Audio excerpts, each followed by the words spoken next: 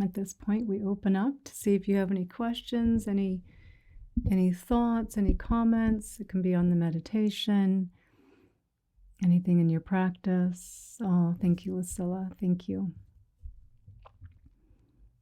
Thank you. So, any areas that we're struggling in our practice, it can be just even getting your meditation practice going. It's a real struggle for people to get a daily meditation practice going. There can be a lot of stops and starts along the way.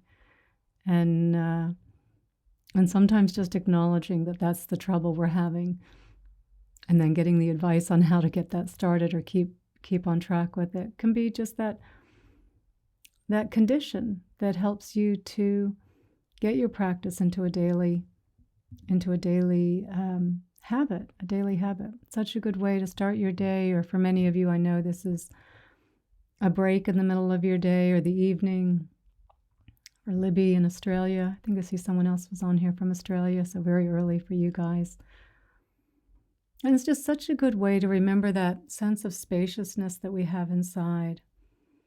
When we just allow everything to be, right? Allow the thoughts, they come and they go.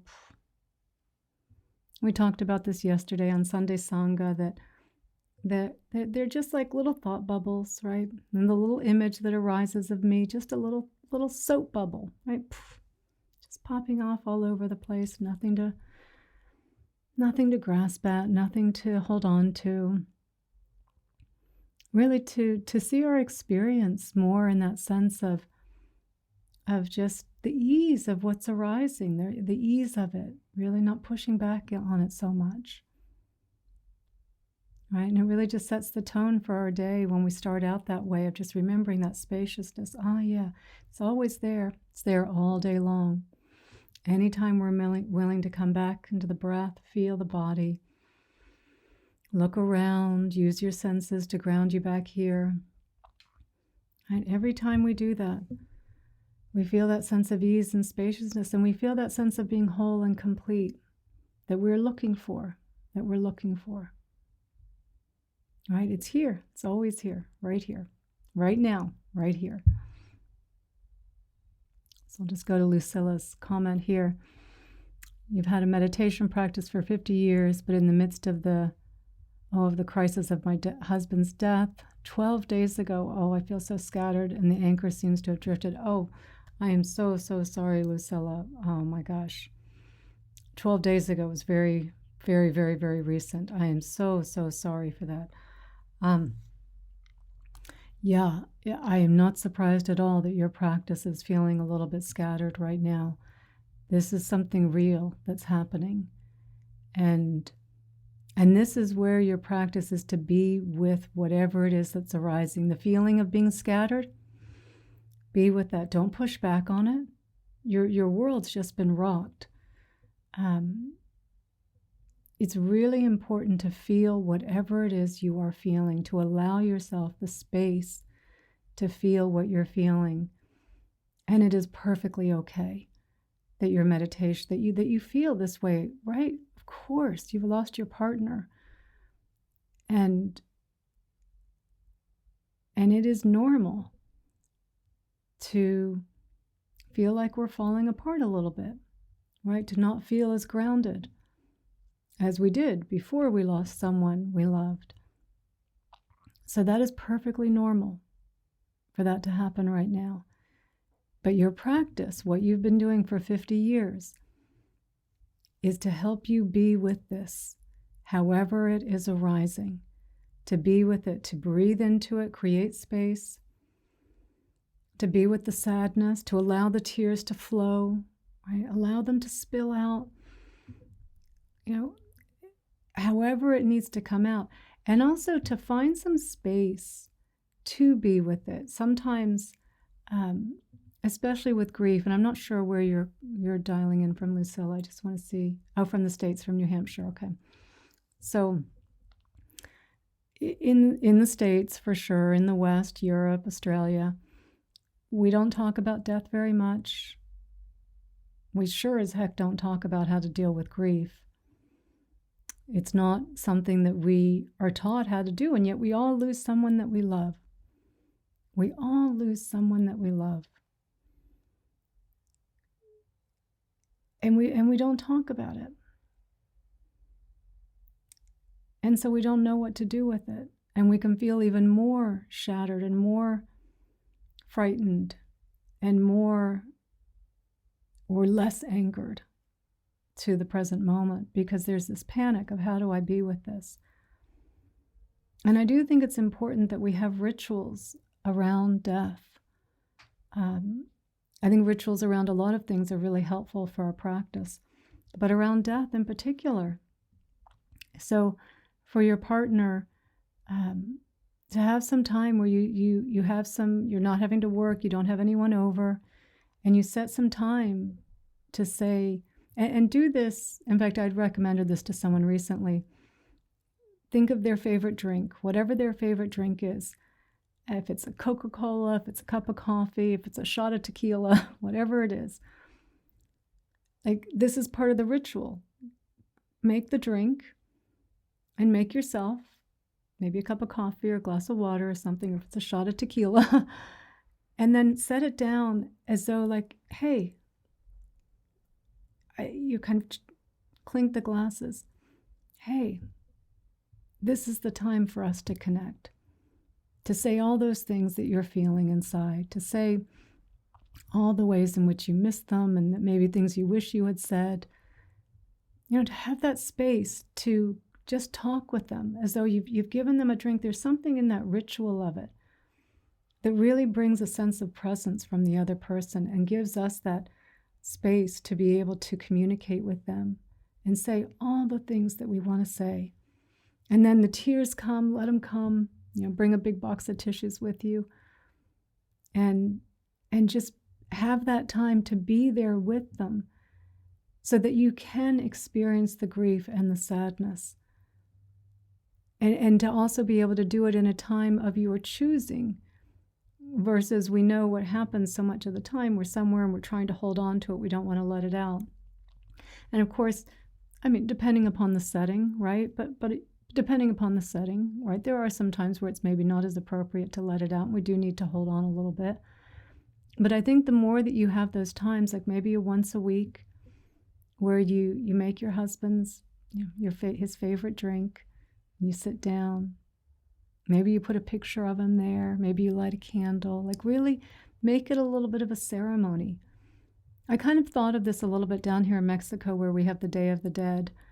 And this was because my veterinarian here, and for the Day of the Dead here, like, he had his picture of his dad, a little altar, and there were lots of pictures on there. And he would put his dad's favorite drink in the morning, and then at midday he'd put his dad's favorite drink again, and in the evening he'd change it out and he'd put another drink. And it was his way of kind of staying connected there, remembering the things that his dad likes. And so I think the more that we can do this, the more you can practice this, Lucilla, put some time aside to be with it. This is what our practice helps us with, right? To be able to bear what's happening in this moment, to not let our thoughts go out into the future and how am I going to handle this in the future, and all of the stories that we can spin about it, because that's not being with the sadness and the grief, right? That's just our ego spinning out of control, making it about me instead of like feeling the sadness of losing someone that you love. So that's what your practice is, helping you to learn how to be with this. And adding in a ritual, if you don't do that already, is a beautiful way to give yourself the space to really experience the grief and sadness in a way where you're coming to it, and you have all the time in the world to just let it out, let those tears out, let the heart quiver, right? It should. And when you feel, like, again, you feel those moments where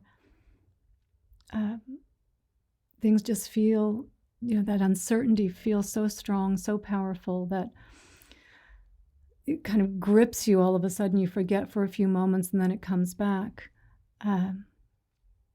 Breathe into that, just be with it, because that's part of the grieving process as well, right? That's the part of it where we kind of forget and then come back to it and come back. And instead of letting it come back with a sledgehammer and, oh my God, we crumble, just let it be. Okay, yeah, things should feel a little bit unsettled right now. They should feel that way. And it's okay to feel that way. It's okay. Being kind to yourself, right? Allowing yourself to experience this, to feel this.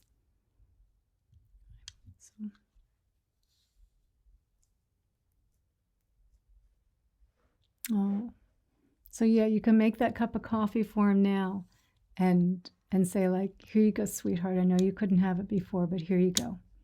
Here you go, sweetheart.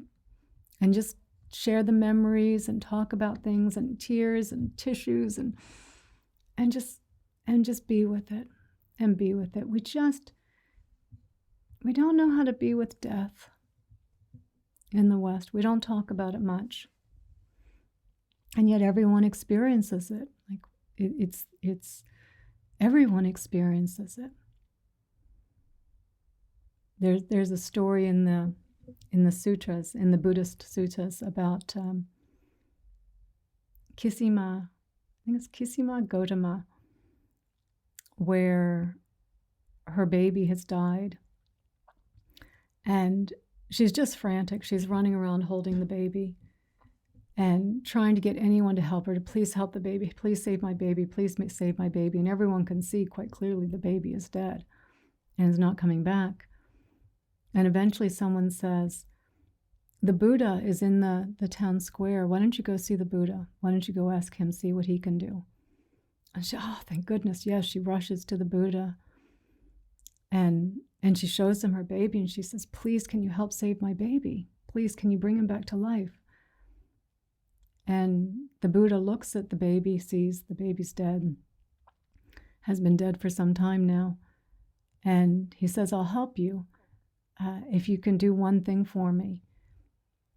I want you to go to a household and get some mustard seeds. Oh, and she's immediately like, oh, okay, I'll go get some mustard seeds. And he goes, oh, but hang on one thing. The mustard seeds you get, they have to come from a house that has never experienced death before. So she goes to the first household and she asks, do you have some mustard seeds? And they say, yes. So they go to get him. She goes, oh, hang on, wait a minute. Has anyone ever died here? And I say, oh, yeah. Just a few months ago, our grandfather died. Last year, we had a child die. A few years before that, we had another person dying.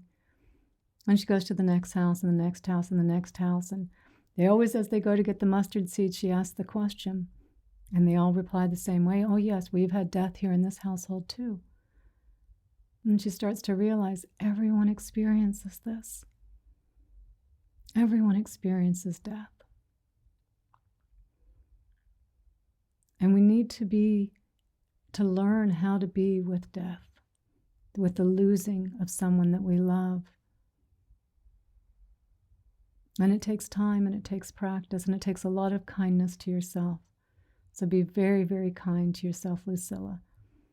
And know that I know already Gary and Sue and sending you lots of love, and just know that we're going to hold you in our heart, right? All of our hearts, all those hearts right now are for you. They're going up. Right? You're not alone. We've all experienced loss and you're not alone. So don't be afraid to lean on people as well. Don't be afraid to ask for help. And I think in these settings in the Sangha, it's such a beautiful place to ask, because there's so many loving, caring people here. And we can hold space for you. Right? We can hold you up when it's a little hard to hold yourself up.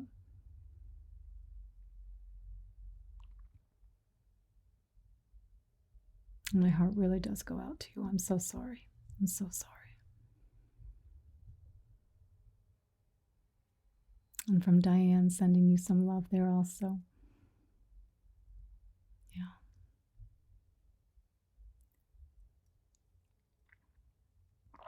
This is the part of impermanence that's one of the most difficult aspects for us to be okay with. And by being okay, meaning not being indifferent to losing someone that we love, But even in death, like, and accepting that it happens, and accepting that it's happened, and being with the sadness and the grief, like, that's what's important. Not to question, why did this happen? It shouldn't have happened. If only we'd done this, because that's resisting. That's pushing back on it, and that only extends our suffering. And from some love from JG too. See, you've got lots of support here, Lucilla. So be mindful of the mind resisting it, if that's been happening in any way. Be careful of that. Notice it. Notice that. Ooh, here it is. Just breathe. Be here. Be with what's arising. Be with the sadness. Be with the fear. Be with the unsteadiness. Be with that feeling of being scattered or shattered or punched in the gut. Be with it all in this moment. Be with it all in this moment. He would want you to use this as your practice, to be here with it. Miss him, of course. Yeah. But not pushing back on it. Not pushing back on it.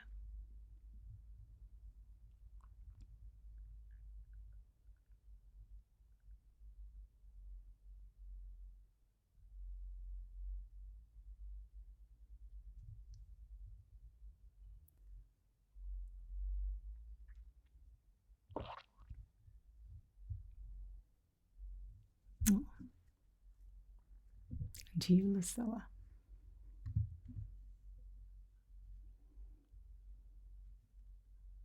It's also one of the things that comes out of death.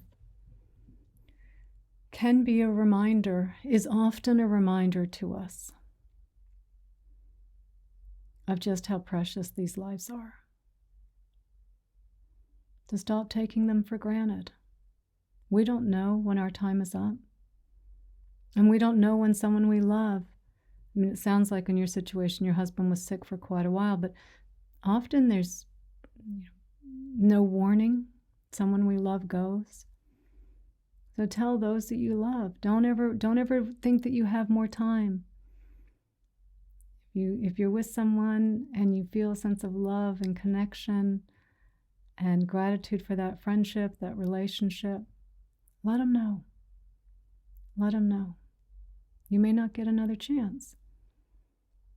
And I think also in death, it's one of those reminders again that all of a sudden, all of the stuff, all of the little worries and the fears that we carry around, all of a sudden just don't matter anymore. Right? The little petty things that we're just making, aren't even happening, but we're just making up in our heads. All of a sudden, in the face of someone we love dying, we realize, why was I focused on all that other stuff? It just doesn't matter. It just doesn't matter. But the problem, and almost everyone who experiences this realizes that what you were worried about before, you're like, this just doesn't matter. But if we don't go through the passing of someone, really opening our hearts with compassion to be with our pain and suffering, right? There's so much wisdom in being able to be with our pain and suffering, to have those moments of sitting down with, having the ritual, to be with it. If we don't do those things, if we don't skillfully deal with death, all those old worries and fears just come back up eventually. Right? But we can really, if we really open our hearts to our pain and suffering, or if you're with someone that's going through it, opening your heart to their pain and suffering, really practicing compassion. And if you're struggling with it, if you're really struggling, say, being with someone that's going through the loss of someone, to recognize, I need to practice more compassion practices. I have some classes and meditations on my teacher's page on that, because compassion is such a big part of our practice. Right? Compassion, the ability to be with pain and suffering in a way that doesn't overwhelm us. Right? So recognizing then sometimes where our practice is like, oh, I need a little more focus on compassion, right? And how we handle these situations. Really giving us a big wake-up call. Really giving us a big wake-up call that can have really lasting impacts on us.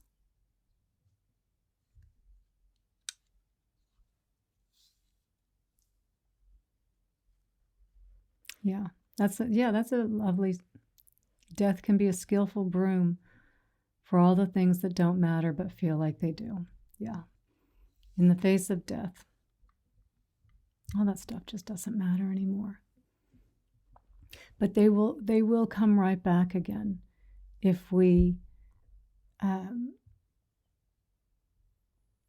really take the lesson that we were being given in losing someone, remembering, focusing on impermanence, what we talked about yesterday. Right? Everything is fleeting. We are fleeting. We come into being and we pass. And we're so shocked when it happens. And of course, it still hurts. It's always going to hurt, and it should. For someone you love, it should always hurt.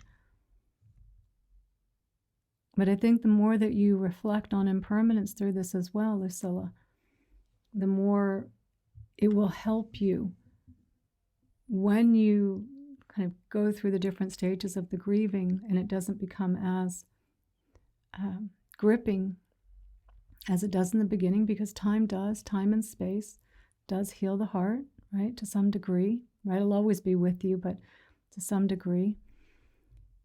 And I think the more skillfully, the more you use your practice here, then those little things you were worrying about before, they won't have as much ground to stand on. They won't so easily resurrect themselves. But we don't deal with the underlying cause, right? We're so focused on the sadness and the grief and the fear of what's going to happen to us. We don't realize, those things will come right back again, right? We want to get to the root cause, right? All things are changing moment by moment by moment. Right? It's one of the, in Buddhism and the First Noble Truth, like there is a certain amount of suffering in life. Not all life is suffering. I don't think he really ever said all life is suffering, but there's a certain amount of suffering in life. If we're lucky, we get old, but getting old is painful. Right? I mean, it hurts. Getting old is painful. Getting out of bed in the morning, like, creaks. Right? Getting sick is painful. Dying, losing those that we love, is painful. Right? We can't avoid that. But in all of these things, when we understand that is built into life, right? We can't have birth without death. The deaths make room for the new birth. It's a cycle. And it doesn't mean that we're indifferent to people dying, but that we're accepting it. We're accepting it. That is really important. That distinction alone, that we're accepting that it's happened. Even as we're lying on the bathroom floor in tears, snot coming out of our nose, like just absolutely a complete basket case, but not pushing back on it, not saying to ourselves, this shouldn't have happened. Why did this happen to me?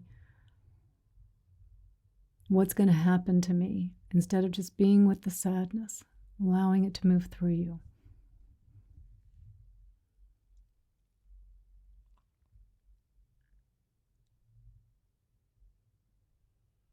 Eckhart Tolle talks about this, or once he mentioned in a talk about people losing someone they love, and they're angry at God because of it. Because they think, I had this arrangement with you, as if nothing bad was supposed to happen. And it's like, why would we expect that other people can lose people, but we wouldn't, right? And you can see when people do say, oh, I lost my faith. I lost my faith. When they lost someone they loved. That was never the arrangement. It was never the arrangement that you wouldn't lose people that you love.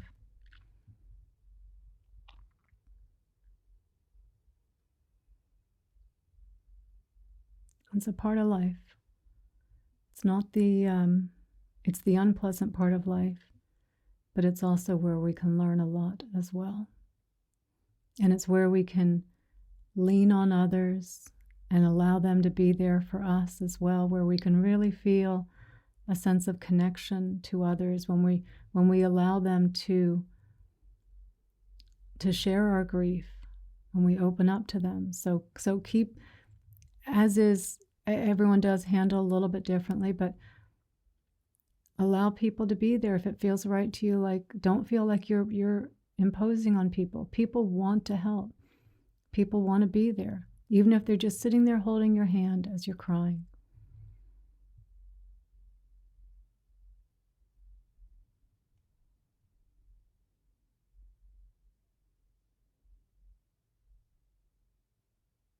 And can help us to be more compassionate, to be more wise.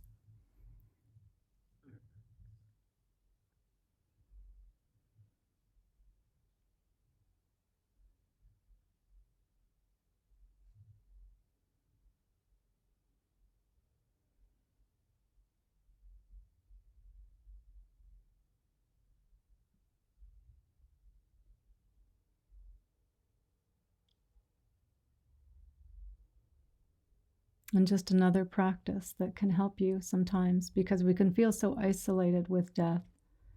We can feel so isolated with any of our emotions. Anytime we're lost in our thoughts, when we're lost in our worries and our fears, it feels like we're the only ones on this planet experiencing it. And there's a beautiful Buddhist practice that says, just like me, millions of people right now are experiencing grief and sadness at losing their partner. Or just like me, millions of people are feeling scared because they just lost their job. And just like me, millions of people are feeling doubt about themselves. Just like me, millions of people feel like they don't belong. And when we say those words, just like me, it's a compassion practice to help us be with our experience by remembering we're not alone. Whatever you're experiencing is a normal human experience. And millions of other people are experiencing the exact same emotion at this moment. Of the 8 billion people on the planet right now, millions are experiencing fear, millions are experiencing desire, millions are experiencing doubt, millions are feeling jealous, millions are feeling regretful, millions are feeling grief, millions are feeling anger, millions are feeling self-doubt. I hope I said that twice, but right, millions are. And when we say that, and put your hands on your heart, like really stay connected to your heart, right? And this for anything that we're going through, right? Just bringing our hands under our heart. Just like me, millions of people are experiencing this right now, are feeling embarrassed, are feeling humiliated, are feeling stupid. Whatever it is you're feeling, millions of people are feeling it, are experiencing it. And it just helps us to accept, to be with our emotion in a way that goes, yeah, this is normal. This is a normal human experience. And it allows us to come closer to it, to be with it in a way that's more accepting of it. Because no matter what we are experiencing, and it doesn't seem rational to us that we should want to accept the unpleasant emotions. Why would I want to feel that? It's unpleasant. But it's here. It's what's here. And so we should experience what's here. And of course, when we're experiencing something unpleasant, while there is pain in experiencing something unpleasant, it is the pushing back on it, the believing I shouldn't be experiencing this, believing I'm so alone in my experience on this. That's where the suffering comes in. That's where the second arrow, for those of you that heard my talk or have heard the Buddha's teaching on the two arrows, the first arrow is the event, losing someone you love, embarrassing yourself, making a mistake, falling and tripping and hurting your leg, right? The first arrow, getting fired, the first arrow. Everyone experiences the first arrow. The second arrow is all of the reasons it shouldn't be happening, of all of the reasons of why this shouldn't have happened to me and why this is such a nightmare and I'm never going to be able to deal with this. Instead of just recognizing the first arrow is here, it's here. I have to find a way to accept this, because the only way the arrow is going to come out is through acceptance. And doesn't mean it comes out right away. Accepting doesn't mean that the unpleasant feelings go away, right? That's so often we confuse self-compassion. We think, oh, I came in with some self-compassion. I was kind to myself. I said, just like me, millions of people are experiencing this. I breathed into it, and it didn't go away. That's not what the practice is meant to do. It's not meant to make it go away.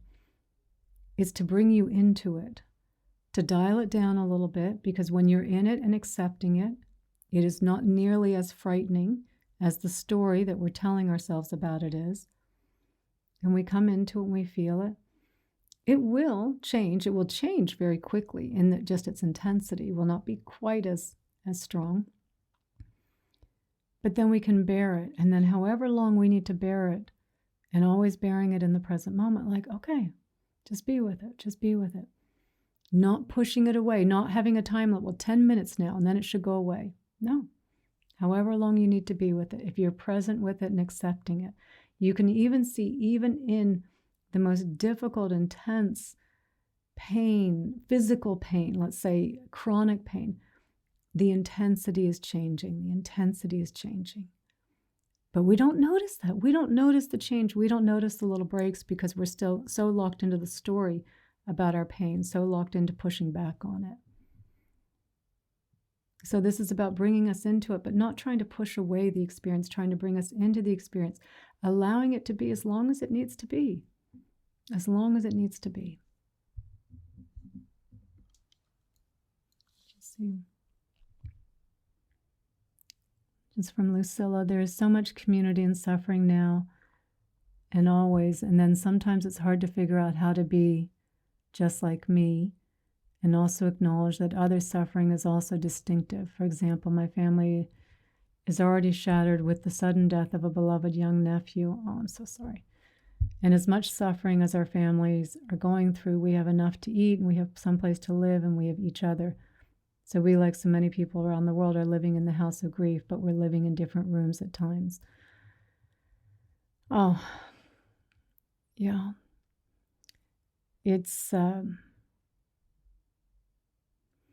like we all experience suffering. Yes, we all have our own, say, personal suffering. Yeah, we all experience that. And I'm so sorry for your nephew. We lost, my sister Libby is on the call. It wasn't her son, it was our other sister. So my nephew, our nephew, passed away 2 years ago. 2 years ago, the anniversary was just 12 days ago. It was tragic. He was 26 years old. And it's tough then to have another death on top of it. It's so tough to have another one.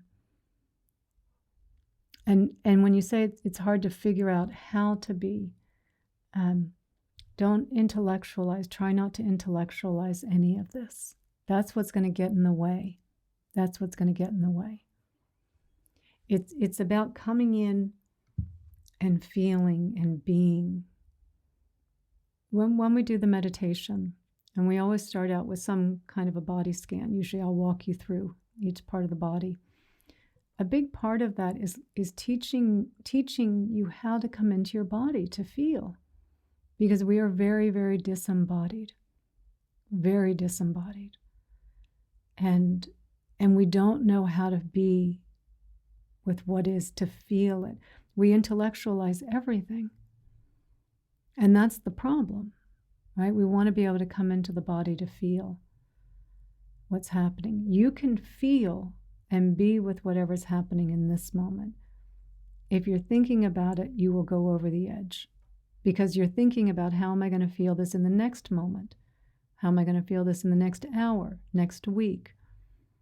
That's not being with it. That's imagining all the future pain and suffering that's not happening, but imagining it all happening now and having it just, this massive weight come down on you. So it's not an intellectual exercise. It's a feeling. When you feel the sadness and the right, we know how that kind of we can't catch our breath, right? Feel it. Be with it. It's okay. Just keep coming back in and feeling it. Keep coming back in and breathing. And if you can also add on to your practice. I don't have not really any specific somatic meditations on my page. I do have a couple guided breaths where I bring you in the body at different places, but I know there's some good somatic meditations on Insight Timer, right? Coming into the body, feeling the body.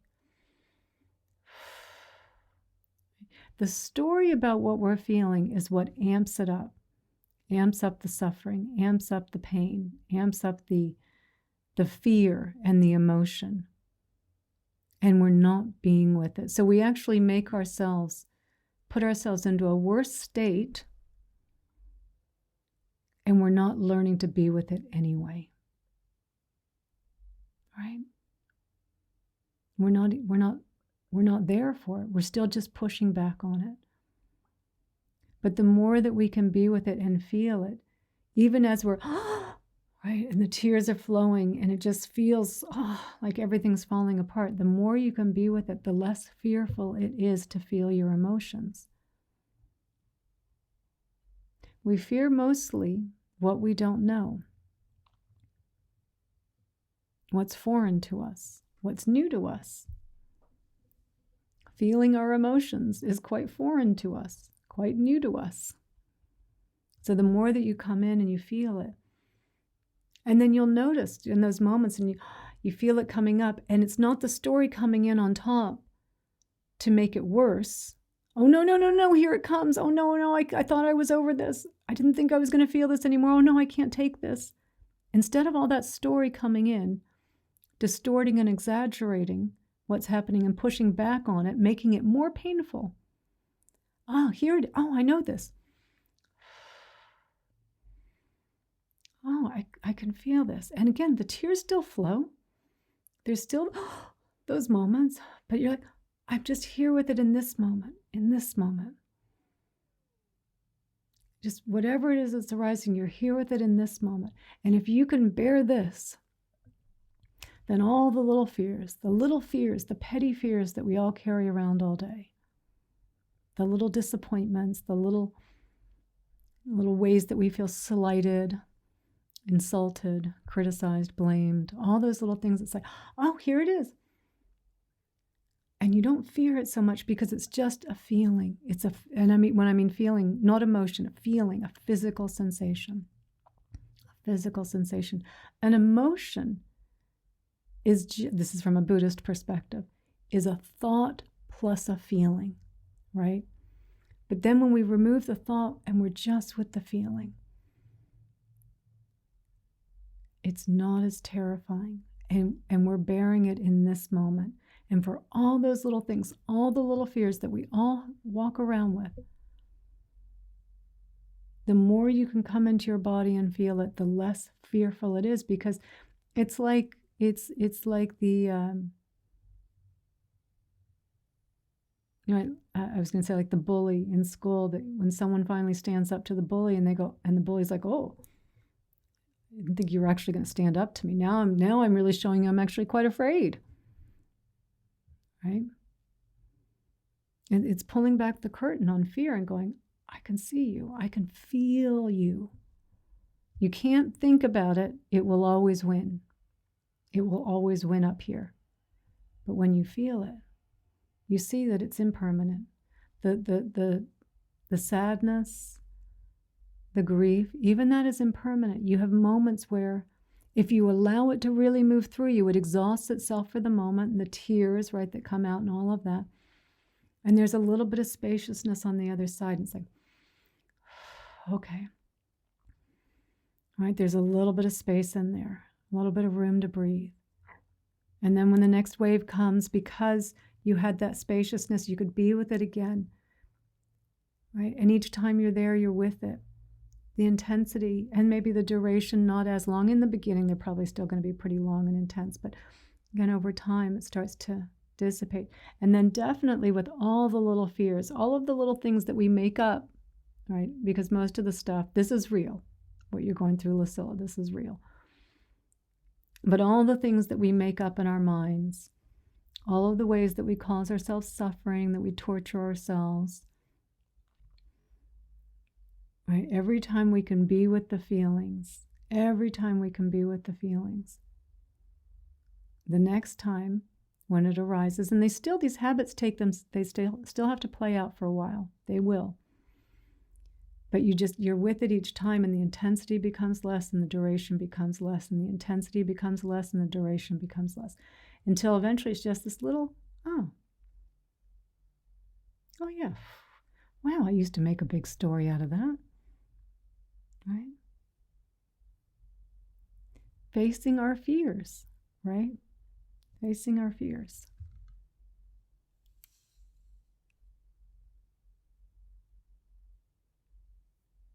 I think you mean sometimes impermanence is a great, yeah, sorry, you put it down below. Yeah, impermanence is a great, yeah.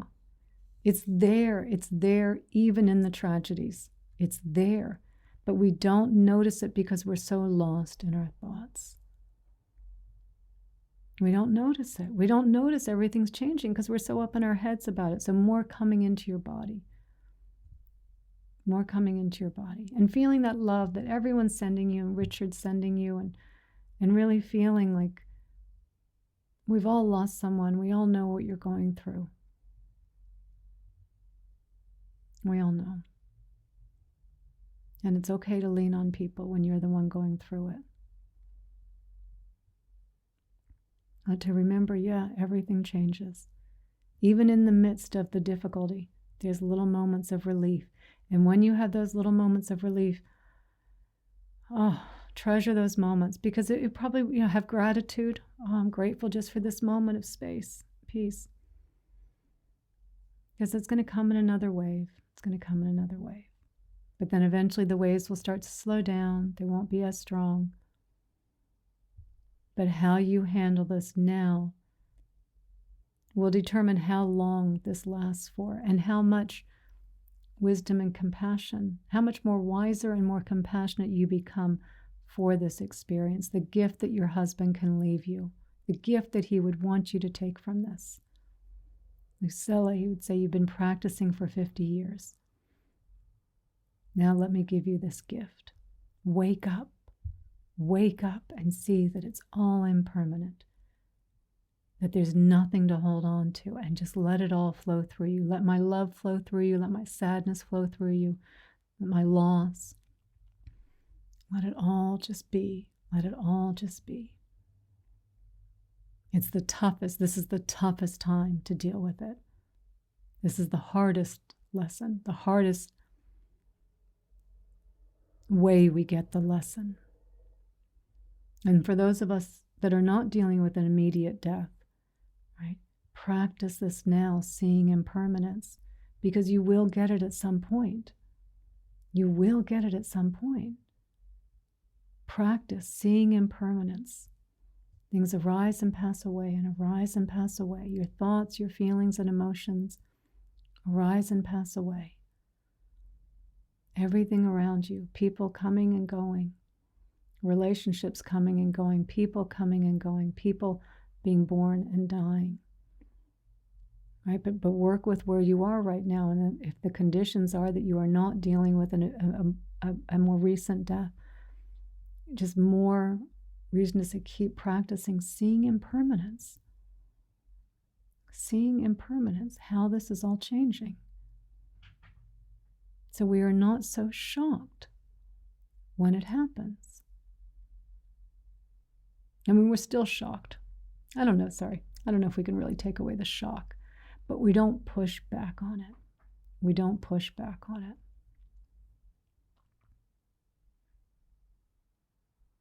And there is a big difference in that, in not pushing back on it. And how we do anything is how we do everything. And if you can be with your grief and sadness in this really most difficult of time, you can bear anything. You can wake up through this, Lucilla. You can wake up.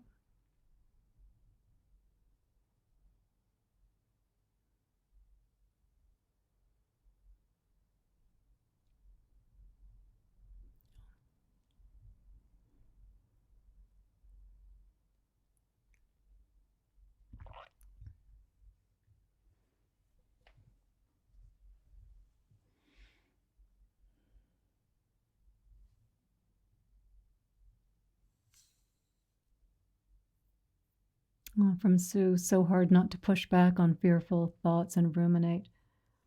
Yeah, it's hard because we have this belief. Well, first of all, whatever we're fearing, it's probably is not happening. And yet it feels so real, it feels so true. And there's this idea that I can think my way through this problem, right? We created the problem through our thoughts, and then we're trying to look for some thought solution to it. Because all of this is just happening in our heads. But it feels so compelling that we do need to come up with some solution in our thoughts. And it's hard to pull your attention away because you think, no, this fear is real, and therefore I better come up with a solution to it. And it does take practice, pulling yourself out, coming into feeling the fear in your body, and then feeling it. Like once you've come into it, felt it, created some space for it, right? Grounded yourself back in the present moment, looking around, using the sounds, smell, taste if you're eating something, knowing where you are, feeling your body where you are.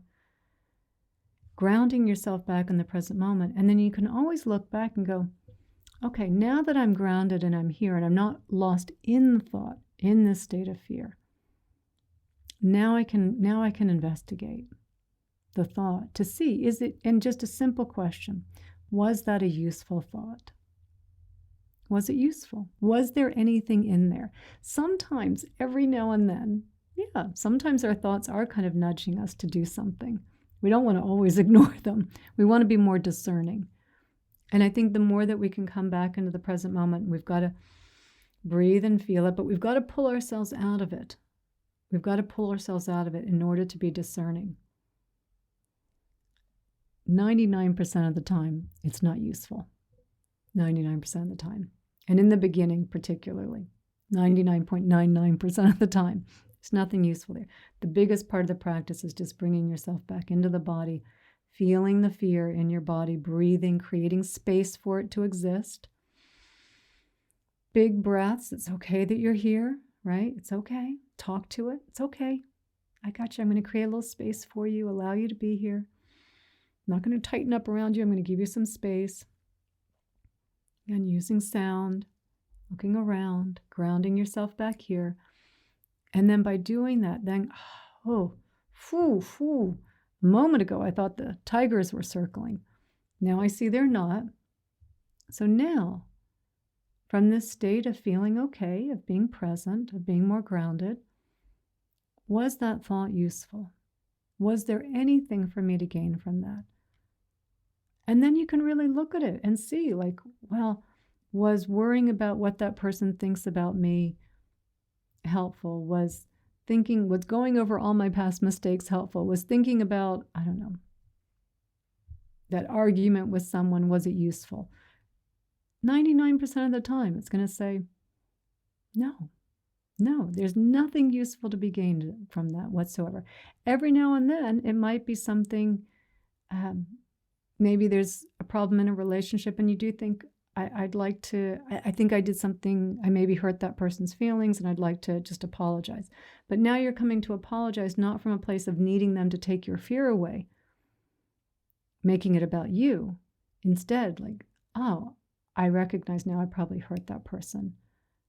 And I don't want to hurt someone. I know what it's like to be hurt. So now I'm coming to say, I'm sorry, not for you to make me feel better, but because I understood I could possibly have hurt you. And that wasn't my intention, or something along those lines. So every now and then there's something to do. But most of the time there's not. But we should investigate and then notice again through that lens of impermanence. Ah, yeah, it just arose and passed away. It was a little thought. It was so believable, really, really thought I was in danger a moment ago. And then it just went away, right? And just seeing it through that lens of impermanence. And then just keep practicing and again, right? Sometimes you let the fears get a little bit, you get a little too entangled in them. Okay, no problem. At whatever stage you recognize, breathe and come back. Breathe and come back. Always begin again, begin again, begin again. No beating ourselves up, no judgment, no judgment, no judgment.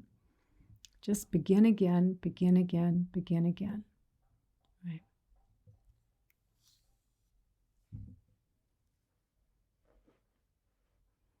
Oh, what a wonderful suggestion by Richard. Thank you. I'm going to do a screenshot of that. I'll take a look at that as well. Thank you. Thank you. Oh, bless your heart for sharing that. Thank you. Yeah, it's always, and Sue, it's just constant practice. It's constantly seeing this, seeing how all these things are arising, as we talked about, and I think you were on the class yesterday. This isn't Sue from Canada, is it? Let me see which Sue this is. I think oh no, Sue from Florida, right? So we have Monday Sue and Sunday Sue.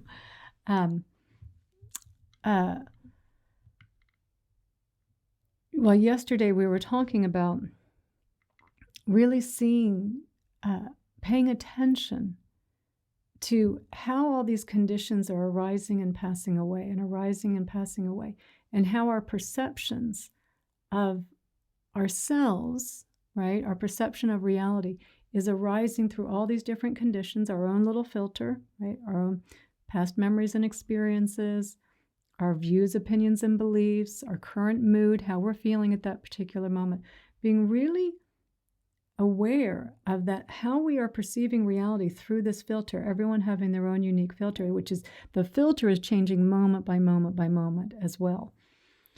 And so to recognize like, oh, especially if it's at the end of the day, maybe you had a stressful day, there was a lot going on, you had a bunch of disappointments, your filter is just prime in that moment to want to start stewing about some things, right? Start making mountains out of molehills. And just recognizing, I'm just feeling a little down, I'm feeling a little disappointed, a little bit of stress. I know that's why I'm seeing something in this particular light, right? Because because our perceptions skew everything. And so the more that we can also recognize our tendencies under certain conditions, our current mood having such an effect.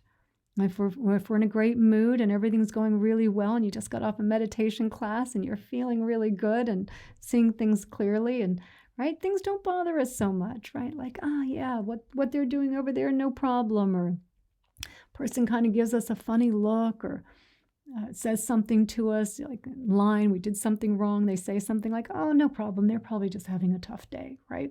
We kind of let it go. But then the day that we're really stressed and we've overscheduled ourselves, which we love to do, which we shouldn't do. We have to be careful of that. Right. On those days, all those same little things that happen, now all of a sudden going through our filter of our just our current mood affecting it so much, right? Oh, why did they say that to me? They shouldn't have said that to me. They shouldn't have told me to move faster or whatever it was. Like, how dare they do that to me? Like, people are just, I'm so tired of people telling me blah, blah, blah, blah, blah, right? We get lost in our fears. And then whatever starts there, as the mind starts going around looking for more things. And then, let's pick up all those old fears. What's going to happen to me later? What's going to happen to me in my job? I'm not going to be successful enough. What's going to happen? Will I find a partner or not? Oh no, what's going to happen there? Oh, these guys, what if these ones over here don't like me? What if I'm not included over there? Because we just start going out. It's like the sonar going out, and we will find all of these things, and we just get wrapped up and wrapped up and wrapped up of it. Instead of just recognizing, oh, I was just tired. I was already a little bit stressed. And that's why I was missing the filter. Was skewing my perception of reality. Someone just said something to me that was, maybe a little bit short, maybe a little bit unkind. Maybe someone cut in line or whatever it was, right? It was like, just something happened. But my perception of reality was so skewed just because of the previous conditions. It was just, I was tired. I was stressed. And just recognizing that, like, oh, that's what was going on. Right. Okay, let me breathe, come back. Whew. And we used the example yesterday because every time we get lost in our perceptions of reality, which are not reality, based on parts, right? All things that are based on parts are impermanent, just arise and come out of being. And every time we get lost in our perceptions of reality, at the center is a little me that's wounded, a little me that was criticized, a little me that's losing, a little me that's not getting what it wants. And that little me is changing all day long. Like we used the little example of soap bubbles. Like literally just all day long, one bubble after another bubble, constantly changing. You never see yourself the same way from one moment to the next. And so just to remember the impermanence of all of that. Oh yeah, it's the same nature as the soap bubble. The fears and the center of the fear is a little me that's afraid, Sue. A little me that's afraid, right? And it's of the same nature. That image of me that's afraid is the same nature as the soap bubble. It comes into being through parts, and it will go out of being when those parts change. And so the image of you coming into being, right? The filter, whether it starts just on another thought and eventually lands back there, something triggers a memory, or something happens, a disappointment, whatever it is that brings it up, it is being shaped through this filter and then arising. But it's impermanent. It's just like the soap bubble. It's just like the soap bubble. Nothing solid there, because it's going to change a little bit later. And then you're going to feel, oh, everything's okay again. Then there's a little image of you, okay. And then there's a little image of you, a little different again, and a little different again, and a little different again. And be careful of any image, even the good image, the image of me being happy, the image of, like an image of it. Be happy, be peaceful, be at ease. Don't have an image of it. The moment you have an image of it, right, that's just half of it. The other half is the happy image, is the other side is the sad image, right? Whatever the good image is, there's always a bad image. There's two sides to every image. So not getting lost in any image either. Just know, oh, here's the image of me as a success, right? Something went really well at work and you got a lot of praise, and enjoy it. Yay. Remember, grateful. Yay. That was nice. That was good. Enjoy it. But then just let it move through you. Don't create an image out of it, because eventually then the next image is going to come along, and you want to see that all of these images are not you. Are not you. And so as these images then arise in the future, you just go, oh yeah, especially when you're feeling a little bit low, a little bit down, you're feeling sick, and you go, oh, of course I can see why that image wants to arise, but it's not me. There's no more identification with it, because it's just a little bubble. It's just going to pop, pop, pop, pop. And later another one, but there's no more reaching out and making something out of it. It's like, oh, I can see it, but there's no more identification with it. So see them as little bubbles. See if that helps, if that works. Gary, I'm just like a soap bubble. Yeah.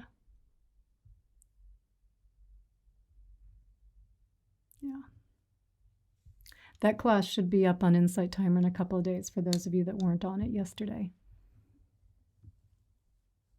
So, actually, I think you can watch the recording right now. I think it's on there right now. I think you can watch the live recordings. I think they're there for a couple of days. I need to check that, but it's probably right there. You can go back and watch that class if you want to. Although we've been on this class now for 90 minutes, so probably you're done with classes for the day. So why don't we go ahead and end our time together. Just see from Richard one more.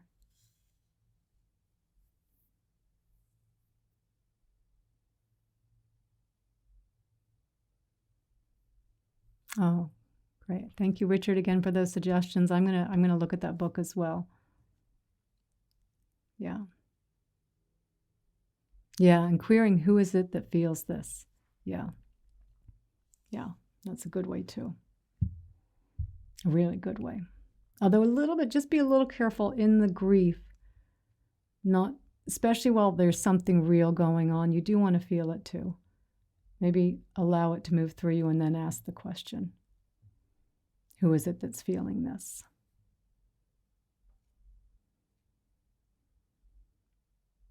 Okay.